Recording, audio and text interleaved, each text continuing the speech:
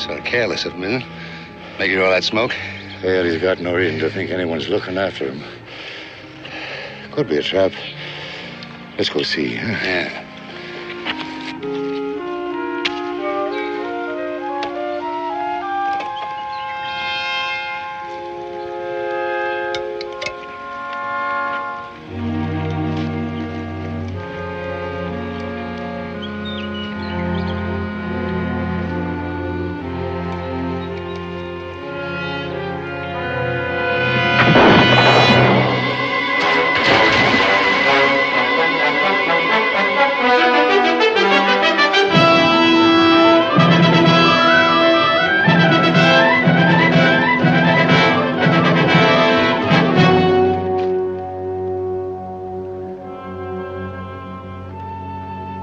You sure you hit him? Saw him fall, didn't you? Yeah, but I don't see any sign of him now. He's drifting with the current. Now stop worrying. I've never missed an easy target like that. Well, now that was real thoughtful of him. Got any coffee ready for us? Don't you think we ought to go back and report this? Newton said he and Boone were due to leave at sunup. Should put him here sometime around noon. All we got to do is wait.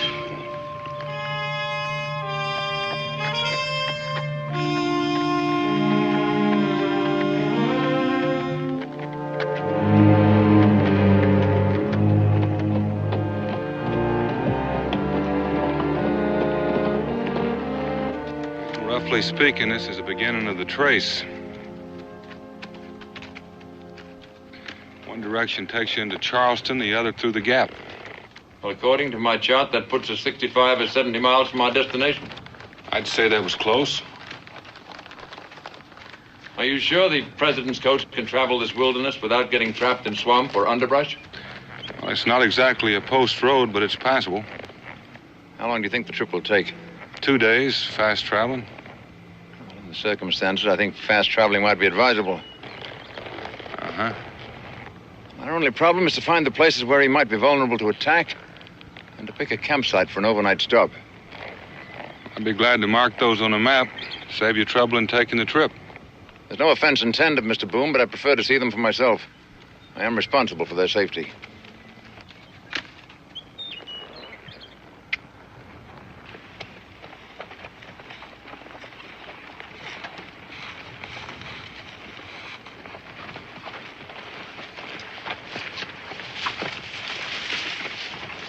How many will be in the military escort for Mr. Washington?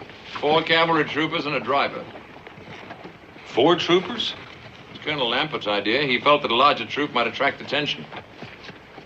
Well, if it was me, I'd swap a little attention for a few more men. You're forgetting Colonel Lambert and myself. Also the men who are working under me. How many's that? I'd prefer to keep that a secret, Mr. Boone, even from you.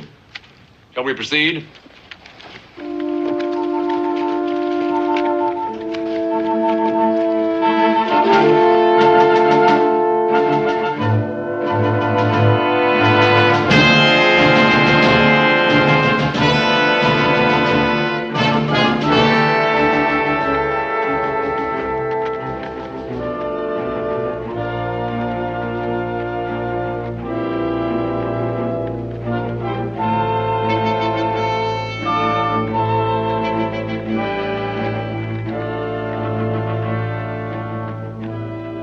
I know very little about assassination, Mr. Newton. But if I was going to ambush somebody on this trail, this is the spot I'd pick.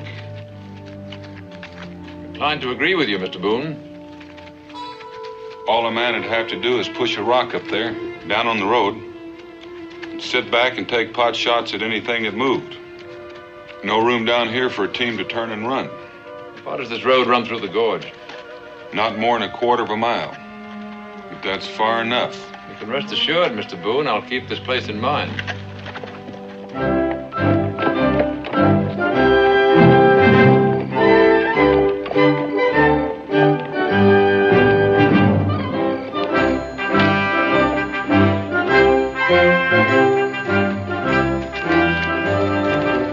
Sergeant, post your men.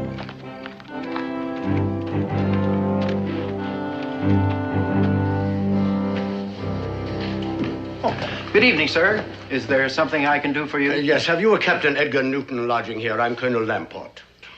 Colonel, I've been expecting you. Captain Newton left at daybreak along with Daniel Boone. Ah, well, then I expect he gave you certain instructions prior to leaving. That he did, sir. He told me to clear the house and close the tap room for the night. There's no one here except me. Very good.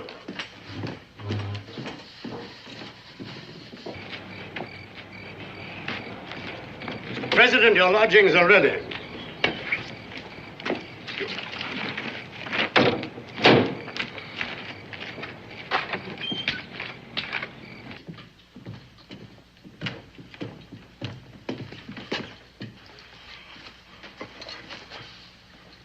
Stand at ease.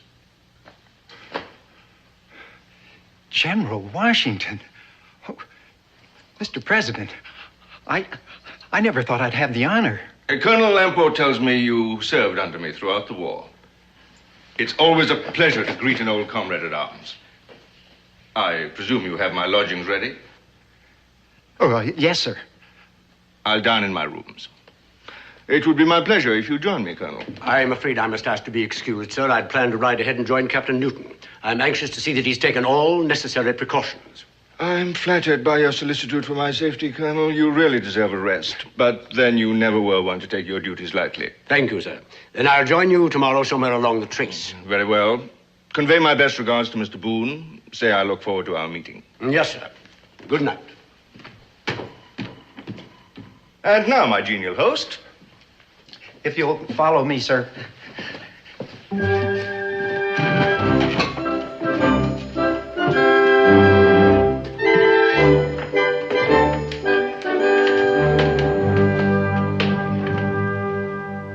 So this is the spot you've chosen for our overnight stop. It's about halfway to where we're going. It's as safe a place as I know offhand. There's a bluff back behind us that protects us from above. There's only one way to get in. I can see all that, Mr. Boone. I'm not objecting to your choice.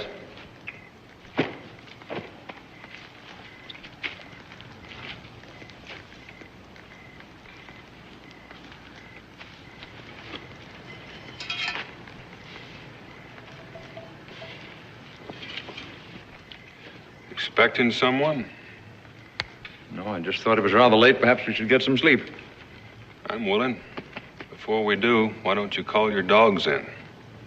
What do you mean by that? There've been two men tailing us since noon. Since they're no friends of mine, I figured they belonged to you. You're a very observant man, Mr. Boone. Reports of your woodsmanship were not exaggerated. John, Mornay, come on down.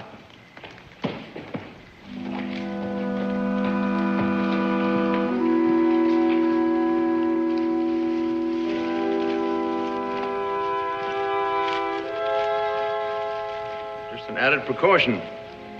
If something happened to me, there'd be someone else to carry on. I'd like you to meet my two trusted aides. This is the great Daniel Boone. We've met. That we have. Mr. Boone has been suspicious of me for some time. Tie him up, John. Mingo was right about you after all.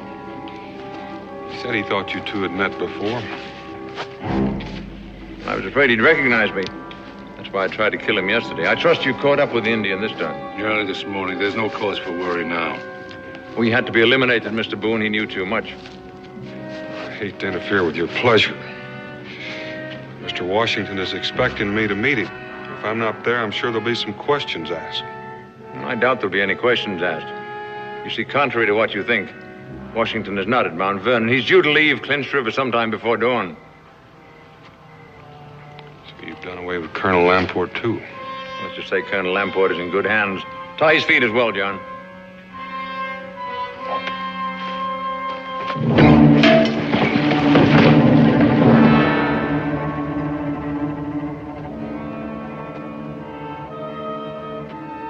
I don't think he'll cause us any further trouble. Tie him up, John, and I suggest this time you gag him. I don't think anyone will be traveling this road tonight, but we can't afford to take chances. You're not leaving. For the present, yes. It's important that the stage is set properly.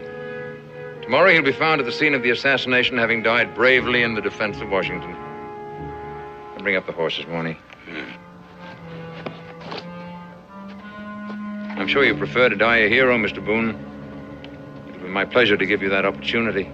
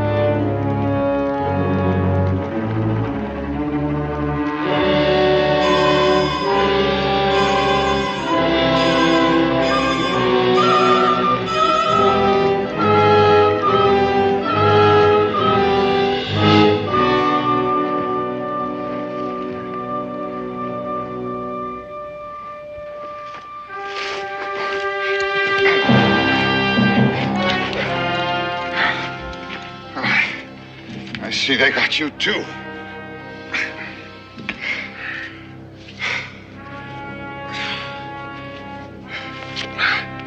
Thought you were dead. This is about as close as I care to come.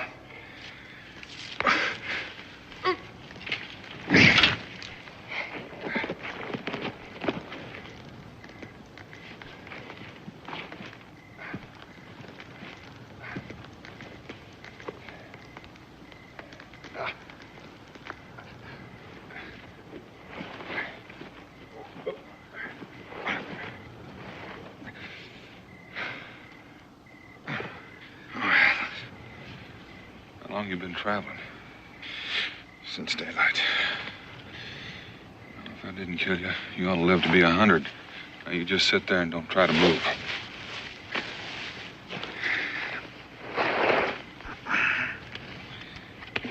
What does all this mean, Daniel? It means we've been tricked. Washington's going to leave Clinch River in the morning. They're going to kill him on the road. What about Newton? Just bait for me, and I was fool enough to take it.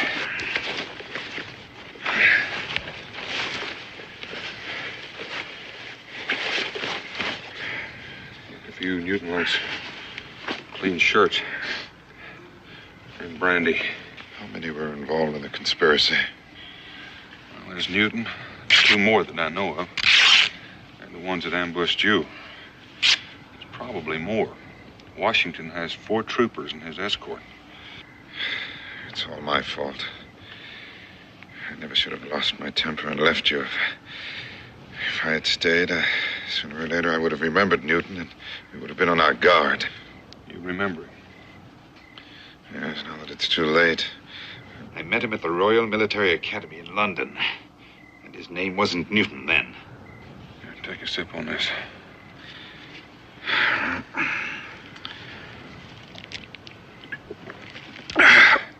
This may burn a little. Stings a little bit, don't it? Oh, it's not the pain, Daniel. It just seems a waste of good brandy.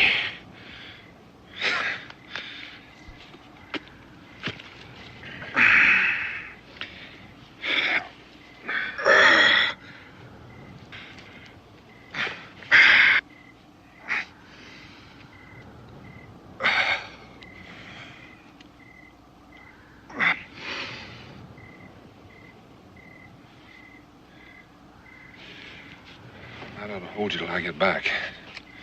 Get back? From where? Clinch River. I've got to stop that coach. Well, that's almost 30 miles from here. You better hurry, Daniel. The sun will be up in a few hours. Where is this ambush to take place? I guess it'd be the Rocky Gorge.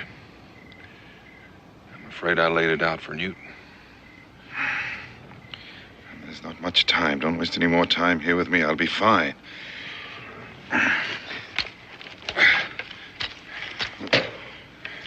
What about you? What if you run into them on the way? Well, if think I'm still tied up here. That'll be my advantage, just in case one of them comes back. Is there anything else you want? I just want you to be on your way, Daniel.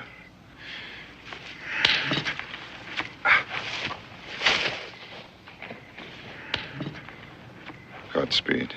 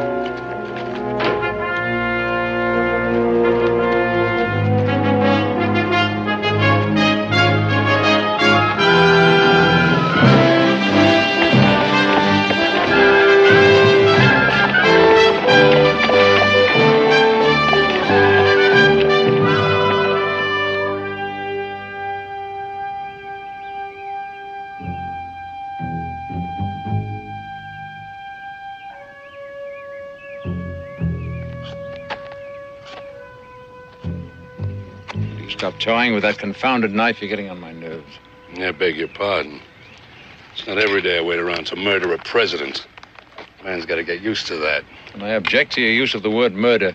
Call it anything you want. It all comes down to the same thing.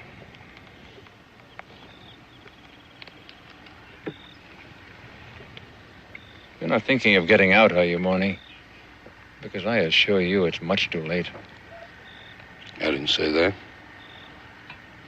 I just said I didn't like the waiting. Nor does any of us.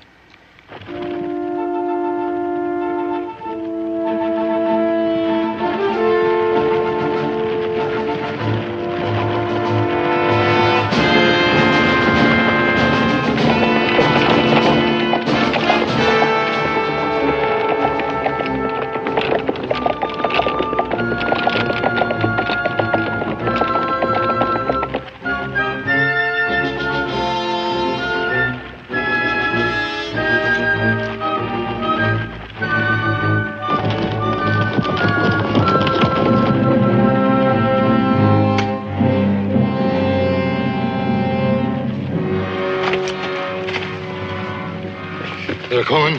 How far away? I make it about a mile. You and Morny better get to your posts. Yes, sir. Remember, shoot straight. We want those two advanced guards down, and don't block the road too soon.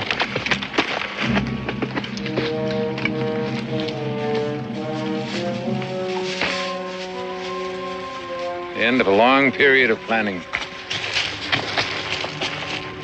And the realization of a dream. Good luck to both of us.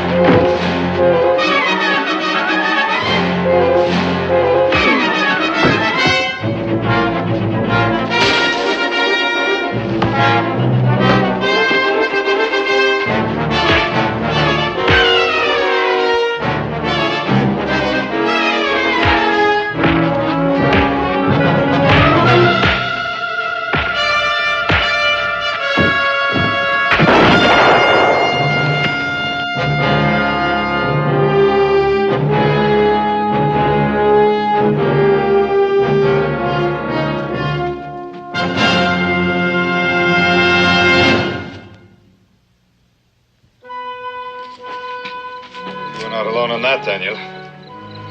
How did you get here? If you could run 30 miles, I could walk 3. The President, I trust he's safe. If you think you can walk a few feet further, you might ask him. He's standing right over there by the coach. You mean to say he came with you? First in peace, first in war. He's a mighty stubborn man. Quite sure you're all right, Mr. Joseph. My congratulations, Mr. Boone, to you and your friend. And my eternal gratitude. I owe my life to both of you. I reckon the whole country owes its life to you, sir. No more than to the other men who fought and died for it. Well, now, it seems I shall be seeing Kentucky after all. Yes, sir. Your friend seems to be wounded, Mr. Boone. Would you both consent to completing the journey in my carriage as my guests? Mingo, you wanted to powwow with the President. Here's your chance. Thank you, Mr. President. I think I'd better stay and do what has to be done. I'll join you later on, sir. Very well.